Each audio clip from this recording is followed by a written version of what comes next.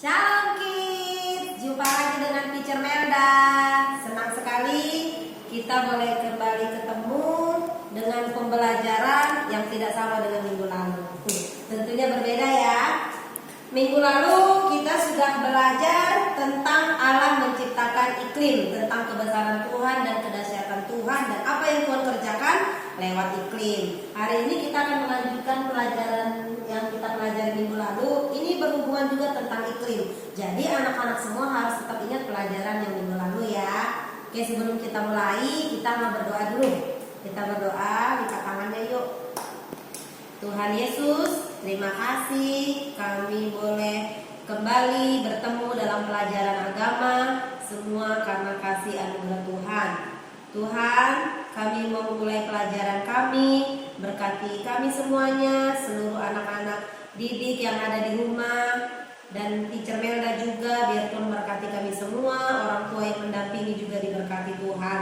Terima kasih, biar hikmat Tuhan turun ketika mereka melihat tayangan ini, mereka mendapat sesuatu dan Roh Kudus menolong mereka untuk mengerti tentang pelajaran hari ini. Terima kasih Tuhan Yesus yang baik, dalam nama Yesus kami berdoa, haleluya, amin.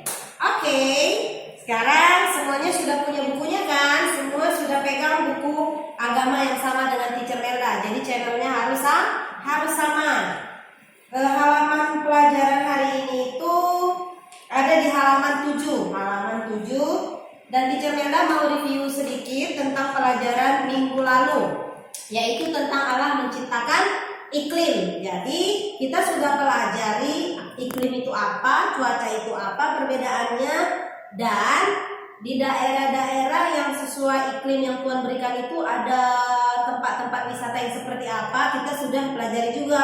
Ada Danau Toba, kan udah sampai berjalan ke pulau-pulau lain kita untuk mempelajari daerah-daerah wisata tersebut. Jadi iklim itu juga fungsinya ya seperti kita ceritakan minggu lalu. Hari ini kita akan melanjutkan pembahasan kita, yaitu mengenal iklim di Indonesia.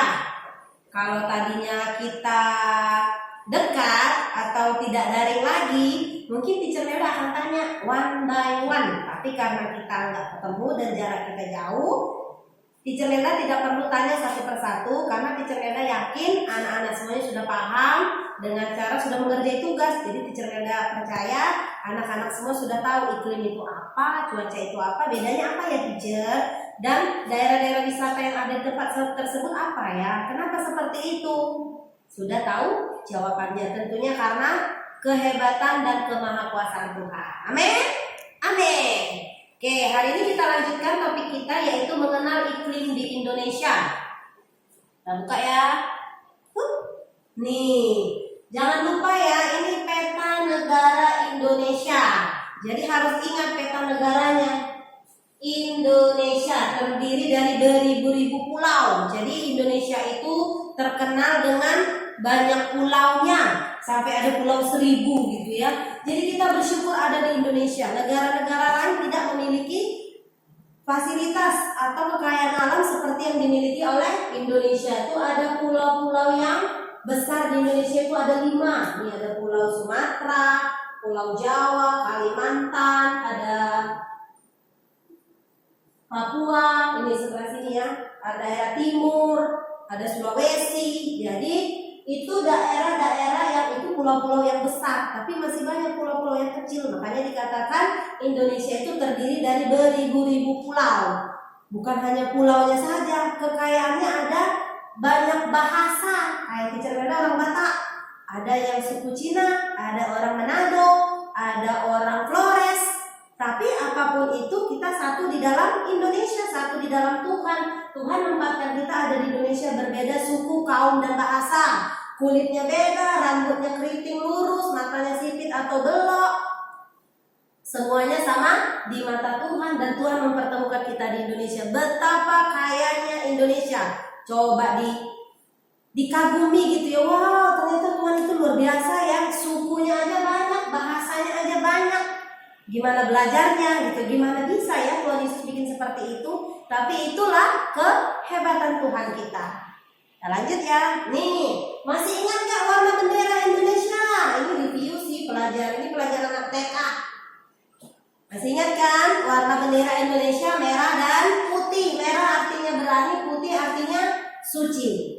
Ini ada Teacher Melda mau ajak anak-anak menyanyikan lagu ini, lirik lagu Tanah Airku. Kita harus membangkitkan rasa cinta tanah air Indonesia. Kita harus cinta sama Indonesia.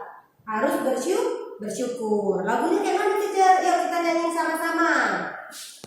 Tanah airku tidak kulupakan,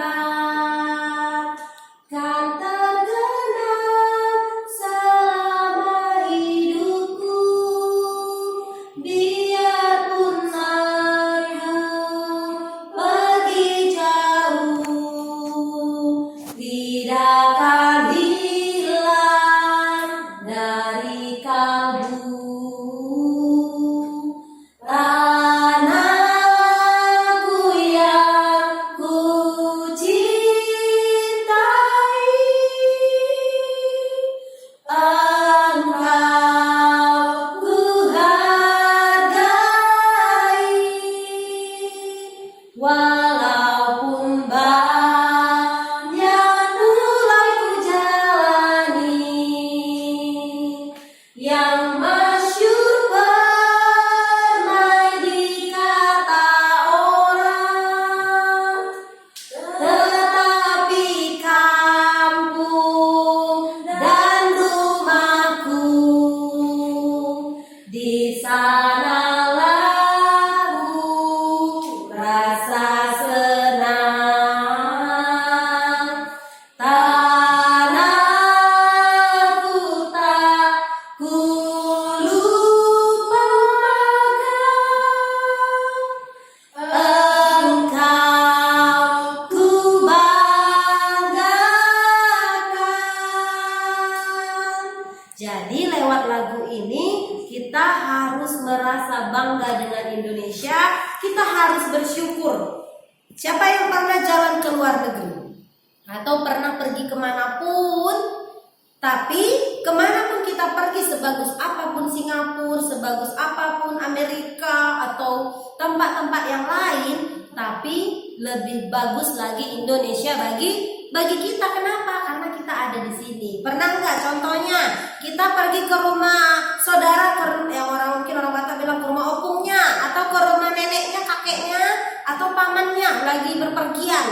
Kira-kira kamu betah nggak di situ berlama-lama? Umpamanya liburannya lama sampai 1 bulan kali ya. Teacher Melda rasa bosan, ada kerinduan pengen cepat pulang ke rumah. Ma, ayo deh, kapan kita pulang ke rumah?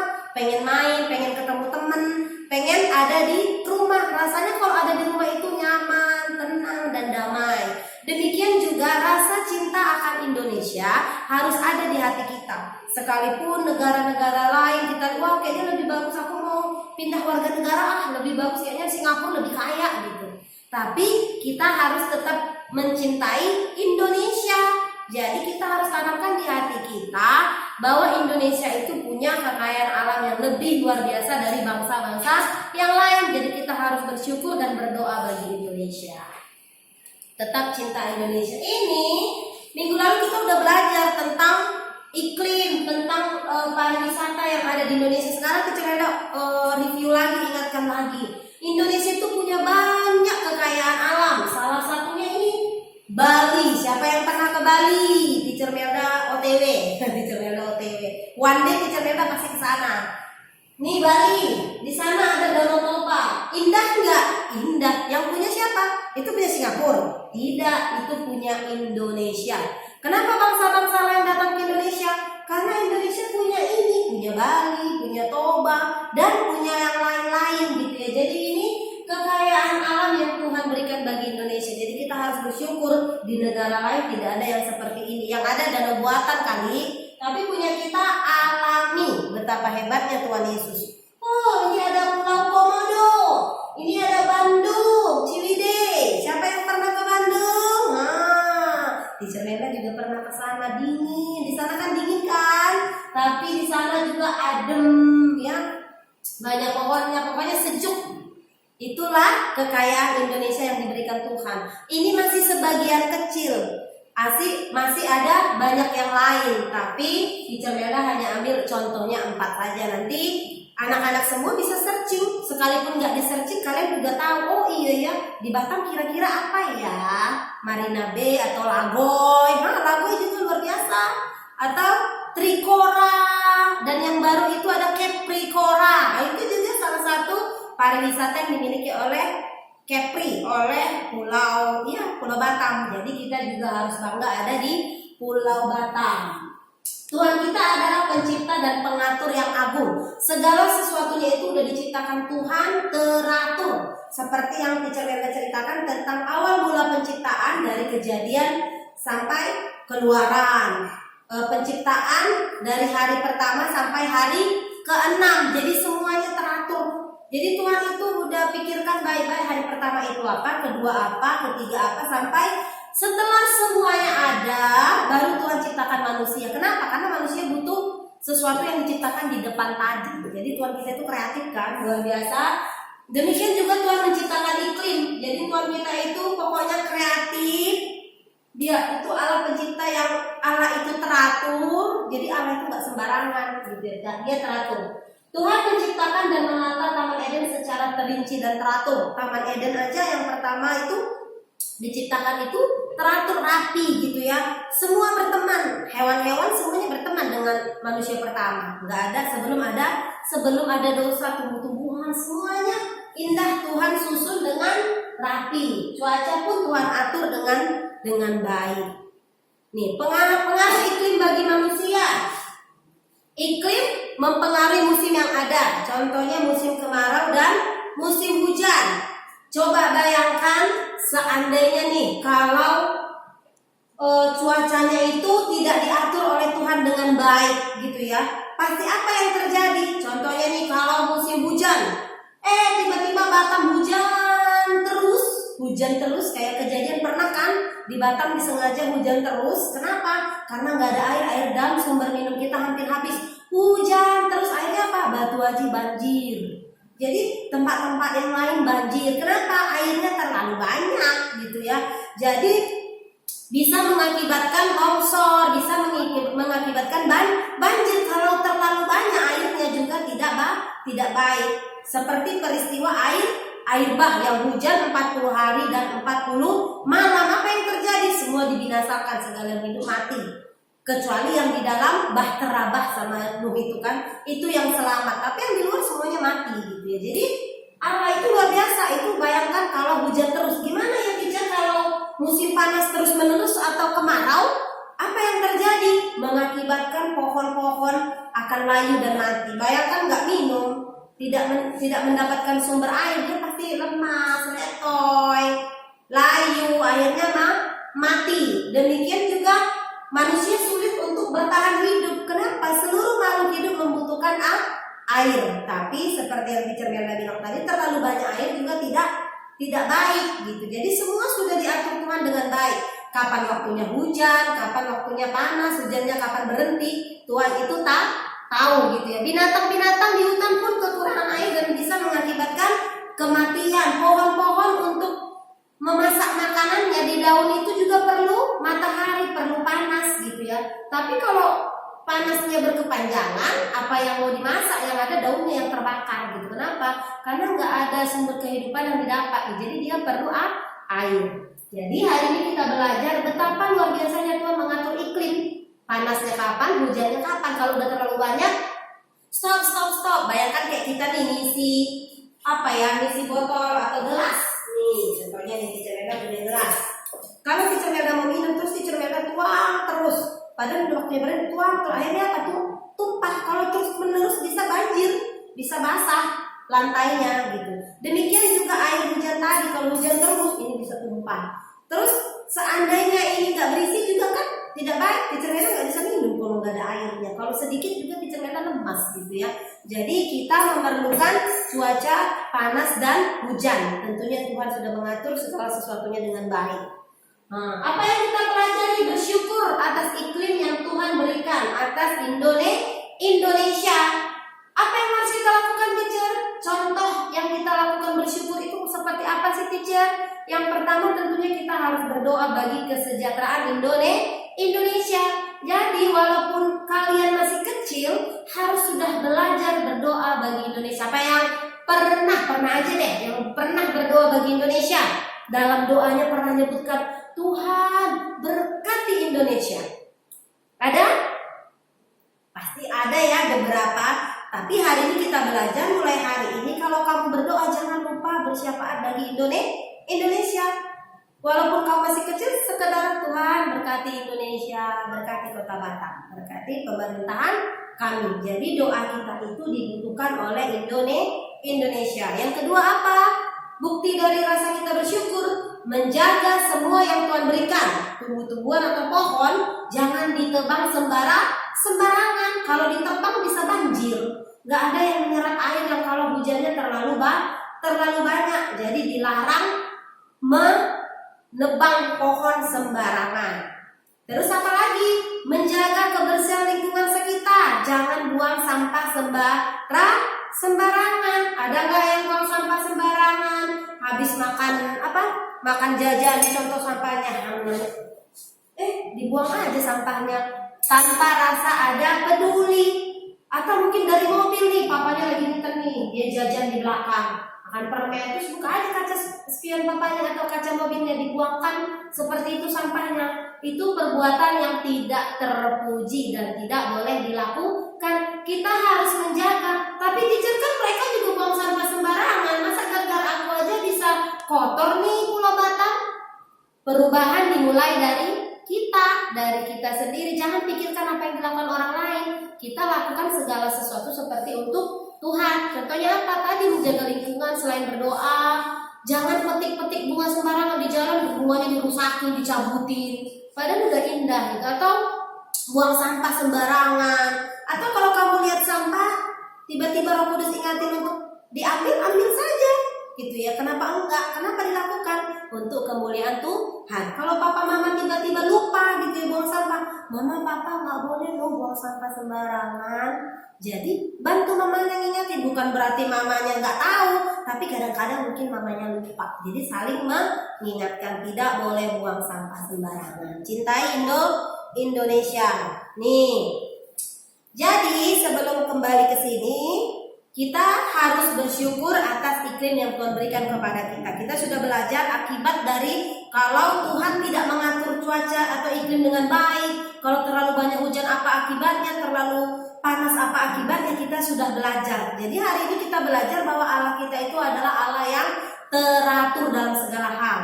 Termasuk teratur dalam mengumpulkan tugas. Jadi itu juga perlu keteraturan gitu ya. Jadi kalau nggak boleh cuek gitu. Itu kan tugas dan tanggung jawab sebagai seorang murid. Itu hal kecil. Kita harus setia dalam hal kecil. Jadi nanti kalau kamu besar, kamu terbiasa belajar bertanggung jawab. Kalau teachernya kasih tugas apapun, belajarlah mengerjakannya dengan segenap hati. Bukan berarti asal-asalan, kasih yang terbaik sama Tuhan. Maksudnya gini, kalaupun hari ini nggak bisa, nggak apa-apa besok, tapi jangan sampai 2 minggu nggak kasih tugas gitu ya, karena memang cuek atau gimana gitu ya. Jangan mamanya yang sibuk, kerjakan tugasmu.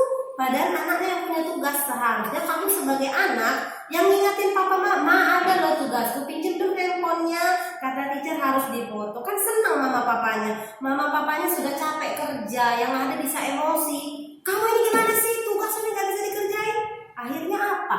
Damai sejahtera, mama papa hilang, rumahnya bisa jadi nggak enak kan situasinya.